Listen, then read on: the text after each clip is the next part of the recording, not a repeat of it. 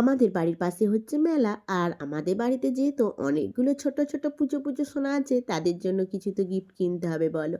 তাই চলে আসলাম ভাঙা মেলাতে। আর ভাঙা মেলায় আসায় আমি ভেবেছিলাম মনে হয় আগের দামের থেকে কিছুটা কম হবে, কিন্তু কিছুই কমাচ্ছে না। কি আর করা যাবে, কিনতে তো হবে। আর এসেই দেখ, এখন বাবু দেখছে, বাবুর পছন্দ হচ্ছে, তার কিছু জিনিস নিয়েও নিয়েছে। আর এই কানেরগুলোও আমি দেখছিলাম, কানেরগুলো সত্যি খুব সুন্দর ছিল, তবে দামটা একটু বেশিই আমার কাছে মনে হচ্ছিল।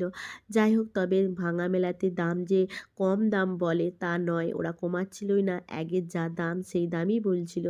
ভাঙা মেলায় কম দাম বলে অনেকেই, তাই এসেছিলাম। এই প্রথম আমি কোনো ভাঙা মেলাতে আসলাম, কিন্তু দাম সেই ঠিকঠাকই আছে, যেমন আগের দাম তেমন আগের দামই বলছে।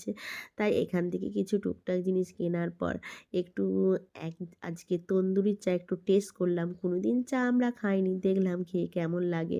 আর তারপরে ফুচকা খেয়ে বাড়ি চলে আসলাম।